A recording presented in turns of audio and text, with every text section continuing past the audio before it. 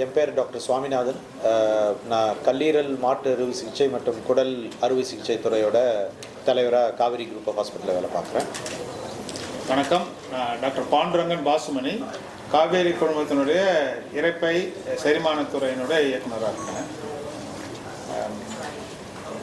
குடல், வயிறு மற்றும் குடல் கேஸ்ட்ரோ இன்டெஸ்டினல் ப்ளீடிங்னா ரத்த இழப்பு. அந்த ரத்த இழப்பு சில சமயத்தில் கண்ணுக்கு தெரியாமல் மோஷன், மலம் போகிறது கருப்பாக தார் மாதிரி போகலாம்.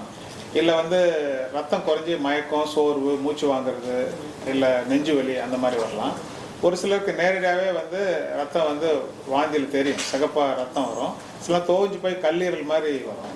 சில பேருக்கு மோஷனில் குங்குமம் கரைச்ச மாதிரி ரத்தம் வரும். ஸோ இப்படி தெரிஞ்சும் மறைமுகமாகவும் செரிமான மண்டலத்தில் ரத்த இழப்பு நடக்கிறது 1000ல் ஒருத்தவங்களுக்கு வருஷந்தோறும் நிகழ்வு. இதில் 110லேருந்து 30 பேர் வரைக்கும் மரணம் வாய்க்கக்கூடிய ஒரு ஆபத்தான வியாதின்றதுனால இதை உடனடியாக எந்த காரணத்தினால ரத்த இழப்பு ஏற்படுறது கண்டுபிடிச்சி அந்த பாதிக்கப்பட்டவங்களுக்கு வேறு என்ன நோய்கள் இருக்குது, வேறு என்ன மருந்துகள் சாப்பிட்றாங்கன்றதுக்காக ஒரு கூட்டு சிகிச்சை, மல்டி டிசிப்ளினரி, ஒரு எமர்ஜென்சி ஃபிசிஷியன், ஒரு தீவிர சிகிச்சை நிபுணர், ஒரு கேஸ்ட்ரோஎன்ட்ராலஜிஸ்ட், எண்டோஸ்கோபி பண்ணக்கூடியவங்க, அதுக்கப்புறம் தேவைப்பட்ட இன்டர்வென்ஷன் ரேடியாலஜிஸ்ட், அதுக்கப்புறம் ஒரு சர்ஜன், கல்லீரல் பாதிப்புனா அந்த கல்லீரல் மாற்று அறுவை சிகிச்சை, இது மாதிரி பல பேர். அது இல்லாமல் எமர்ஜென்சி டெக்னீஷியன், நர்சஸ், பிளட் பேங்க்கு, ரேடியாலஜி டிபார்ட்மெண்ட்டு ஒரு 20-30 பேரோட உதவி இந்த ஒரு பிரச்சனையிலேருந்து அந்த நோயாளியை காப்பாற்றி எடுக்கிறதுக்கு அவசியமாக இருக்குது. இப்படி அங்கங்கே சிதறி கிடக்கிற அந்த நிபுணர்களோட அவருடைய உதவிகளை பேஷண்ட் வந்துட்டாங்க இந்த பிரச்சனைன்ற ஒரே ஒரு ஃபோன் கால் மூலம் ஹாஸ்பிட்டலில் இருக்கிற அந்த பாத்வே, அந்த வழிமுறை எல்லாரையும் ஒருங்கிணைச்சு நேர விரயம் இல்லாமல் உடனடியாக கரெக்டான சிகிச்சையை சரியான நேரத்தில் கொடுத்து பேஷண்ட்டுடைய உயிரிழப்பை குறைக்கிறது, தடுத்து நிறுத்துறது மட்டும் இல்லாமல் அவங்க சீக்கிரமாக நல்லா வீட்டுக்கு போகணும் இந்த பிரச்சனை திருப்பி வராமல் இருக்கிறதுக்கு என்ன அப்படின்ற ஒரு comprehensive total package of treatment implement பண்ணுறதுக்காக தமிழகத்தில் இருக்கிற 12க்கும் மேற்பட்ட காவேரி ஹாஸ்பிட்டல் குழுமங்களில் இந்த கேஸ்ட்ரோஇன்டெஸ்டினல் ப்ளீட், இரைப்பை மற்றும் குடலில் ஏற்படும் ரத்த இழப்புக்கான சிகிச்சையை கொடுக்கறதுக்காக ஆரம்பிக்கப்பட்ட ஒரு சிறப்பு மையம். அதை லான்ச் பண்ணுறதுக்காக தான் இன்றைக்கி இந்த விழாவுக்கு உங்களை பாதிச்சு. நம்ம ஜீரண மண்டலத்துக்கு ரத்த ஓட்டம் தேவை இல்லைங்களா? அதனால் வயிறு, குடல் எல்லா இடத்துலையும் ரத்த குழாய் இருக்குது. ஆனால் அது நம்ம செரிமானம் நடக்கிற அந்த ஜவ்வுக்கு ரொம்ப கீழே இருக்குது. குடலினுடைய ஜவ்வு பரப்பில் புண்ணு வந்தால் குழி ஆகும்போது அந்த ரத்த குழாயை தொட்டாலோ இல்லை சில காரணங்களால் அந்த ரத்த குழாய் வீங்கி அந்த ஜவ்வுனுடைய மேற்பரப்பு வரைக்கும் வந்தாலும் ஒன்று நம்ம குழி ஏற்படுத்திட்டு அந்த ரத்த குழாயில் ஓட்ட போடணும், இல்லை அந்த ரத்த குழாய் வீங்கி பரப்பில் வெடித்து வரணும். இந்த 2 காரணங்கள். அதனால் ஆங்கிலத்தை சொன்னால் behind every bleed there is a blood vessel. அப்போ இந்த ஒவ்வொரு ஜிஐ ப்ளீட், சீரண மண்டல ரத்த இழப்புக்கு பின்னாடி ஆர்ட்ரின்னு சொல்லக்கூடிய தமனியோ இல்லை வெயின் சொல்லக்கூடிய சிறையோ ஒரு வெயினஸ் இல்லைன்னா ஆர்டீரியல் பிளட் வெசல் ரத்த குழாய் அந்த இடத்துல ஊற்றிட்டு இருக்குன்னு அர்த்தம்.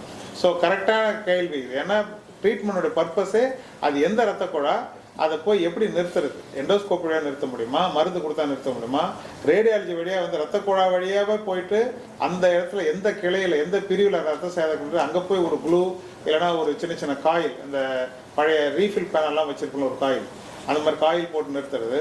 இல்லை எதுவும் முடியல, பேஷண்ட் உயிருக்கு ஆபத்து ஏதாவது செய்யணுன்னாக்கா அறுவை சிகிச்சை மூலம் போயிட்டு அந்த ரத்த குழாய் என்னன்னு கண்டுபிடிச்சி அந்த இடத்துல ஒரு தையல் போட்டு அதெல்லாம் நிபுணர் தான் நம்ம டாக்டர் சுவாமிநாதன்.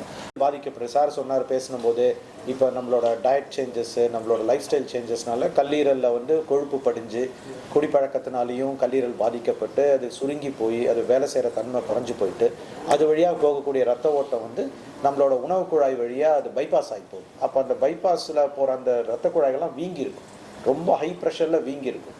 அது திடீர்னு ஒரு நாள் வெடித்து அது மோஷனில் கருப்பாக தார் மாதிரி போகிறதோ அல்லது ஒரு சில ரத்த வாந்தியே எடுத்து எமர்ஜென்சியாக வருவாங்க. இது பார்த்திங்கன்னா ரொம்ப லைஃப் த்ரெட்னிங் ப்ளீடு. நமக்கு அவங்க குயிக்காக ஹாஸ்பிட்டல் இமீடியட்டாக ஒரு ஒருங்கிணைந்த டீம், ஒரு சார் மாதிரி ஒரு கேஸ்ட்ரோஎன்ட்ராலஜிஸ்ட் இமீடியட்டாக எண்டோஸ்கோப்பில் அதை கண்ட்ரோல் பண்ணணும். அதை கண்ட்ரோல் பண்ணிவிட்டு அவங்கள ஸ்டெபிலைஸ் பண்ணிவிட்டு அடுத்து நிரந்தரமான வைத்தியம் என்னமோ அதை நம்ம செய்ய வேண்டியிருக்கும். கல்லீரல் மாற்று அறுவை சிகிச்சை தேவைப்படுதா அப்படின்றத பார்த்து அவங்களுக்கு அந்த கல்லீரல் மாற்று அறுவை சிகிச்சை பண்ணணும். இது மற்ற வெளிநாடுகளில் பார்த்தீங்கன்னா ஒரு சில சமயத்தில் இந்த மாதிரி ப்ளீடுக்கெல்லாம் நம்ம வந்து உடனடி சிகிச்சை ஆக்சஸ் பண்ணுறதே ரொம்ப கஷ்டம். இங்கே நமக்கு ஒரு நல்ல ஒரு விஷயம் இந்தியாவில் இருக்கிறது என்னென்னா, இப்போ எப்படி ஒரு ஹார்ட் அட்டாக் வந்தால் அடுத்த ஒரு 20 நிமிஷத்தில் ஆஞ்சியோகிராம் பண்ண வேண்டியிருக்கும், ஒரு அரை மணி நேரத்துக்குள்ளே நம்ம ஸ்ட்ரோக் பேஷண்ட்டுக்கு எப்படி ஒரு முக்கியமான மருந்து கொடுக்க வேண்டியிருக்குமோ அதே மாதிரி அதுதான் எங்களோட விஷன். இப்போது சாரோட விஷன் என்னென்னா, ஒரு ஜிஐ ப்ளீடுன்னு வந்துட்டால் அது ஒரு ஹார்ட் அட்டாக் அளவுக்கு அது ஒரு முக்கியமானது.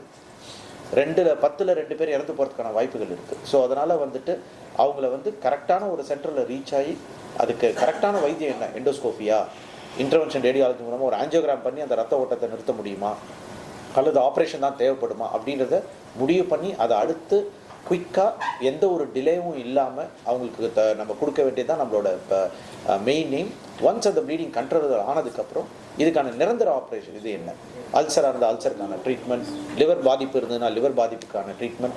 அதனால் இது எல்லாத்துக்கும் ஒருங்கிணைந்து அந்த முழு குழுவையும் எல்லா காவேரியிலையும் ஆக்சசபிளாக இருக்கணும். எங்கே நம்ம காவேரியை சுற்றி எங்கே பேஷண்ட்ஸ் தமிழ்நாட்டில் எங்கே இருந்தாலும் அவங்க நியரஸ்ட் காவேரி ஹாஸ்பிட்டலில் ரீச் பண்ணி இந்த ட்ரீட்மெண்ட் எடுத்துக்க முடியும். ஏன்னா எல்லா இடத்துலையுமே இந்த மாதிரி ஸ்பெஷலிஸ்ட்டை நம்ம வச்சுட்ருக்கோம். இதுக்கான இன்புட் வேணும்னா இப்போ வந்து திருச்சியில் ஒருத்தங்க இருக்காங்க அல்லது ஒரு சேலத்தில் தான் இருக்காங்க, நம்ம எக்ஸ்பர்டீஸ் வந்து எல்லா இடத்துலையும் நம்ம ப்ரொவைட் பண்ணுறோம். இப்போ சார்கிட்ட ஏதாவதுனா அவங்க கைடன்ஸ் இருப்பாங்க. எண்டோஸ்கோப்பிக்கு ஏதாவது ஒரு முக்கியமான ஒரு எக்யூப்மெண்ட்டோ ஒரு எண்டோஸ்கோப்பியோ வேணும்னாலும் எமர்ஜென்சியாக நம்ம டீமே அங்கே போய் அவங்களுக்கு செஞ்சு கொடுக்கக்கூடிய அளவுக்கு இந்த ஜிஐ ப்ளீட் அண்ட் கல்லீரல் ஸ்பெஷல் ட்ரீட்மெண்ட் எல்லாமே வந்து எல்லா காவேரியிலும் ஒரு ஒருங்கிணைந்த டீமாக நம்ம வந்து ஆஃபர் பண்ணிட்டு இருக்கோம்.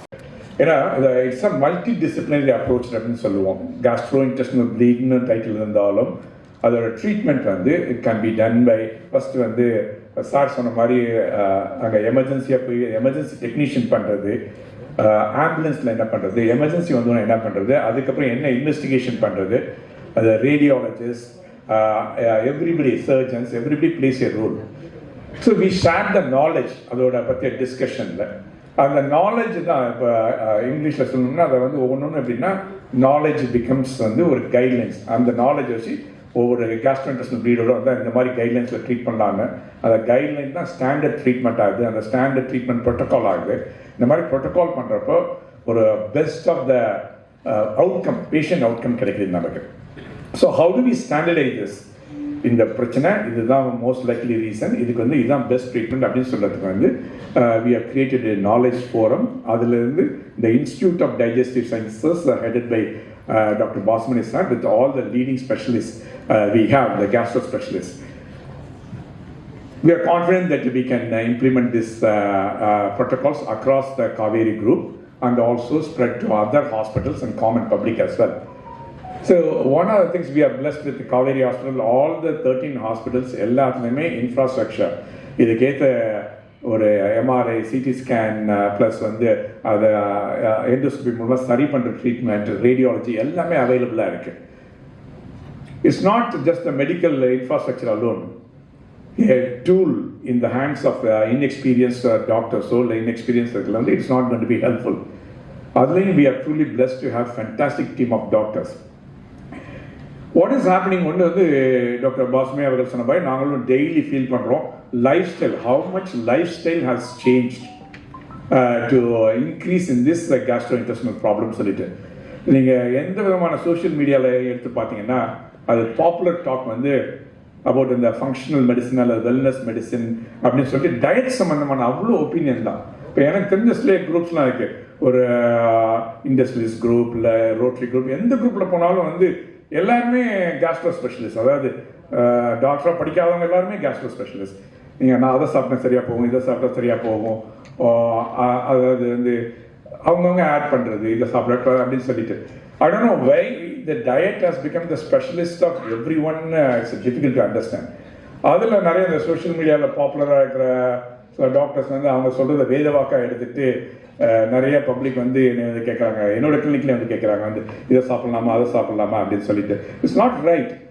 Any discussion about your health it has to be science and evidence based. சரி, இன்னொரு ஒரு பெரிய ஒரு காவேரி மருத்துவமனை மாதிரி ஒரு சயின்டிஃபிக் பேஸ்ட் டெர்ஷியரி கேர் ஹாஸ்பிட்டலோட ஒரு பிக் ரெஸ்பான்சிபிலிட்டி என்னன்னா how to dispel the myths created in the social media about common things. So that is one of the biggest challenge. And we closely work with all the dietitians, lifestyle specialists, ellame. why doctor Basumani sir வந்து ஊடகங்களுக்கு ஒரு வேண்டுகோள் விடுத்தாருன்னா, இந்த மாதிரி ஒரு அதை பற்றியான தவறான கருத்துக்கள், சயின்ஸ் எவிடன்ஸ் இல்லாமல் தவறான கருத்துக்கள் மக்களுக்கு போய் சேரக்கூடாது. மக்களுக்கு ஆல்ரெடி போய் சேர்ந்துருச்சுன்னா அதுக்கு எப்படி ட்ரீட்மெண்ட் எடுக்குதுங்கிறது வந்து ஒரு properly qualified doctors practising in good institution மூலமாக வர்றது it will be better. And we are extremely, how do we prove the knowledge of all these specialists? It has been a challenge, but for that we need a leader like Dr. Basmani and fantastic cooperation from all the other specialists, and we have created this forum, and I request the media to interact with the doctor team here to understand as much as possible their doubts and take it to the people in the interest of the society. Thank you.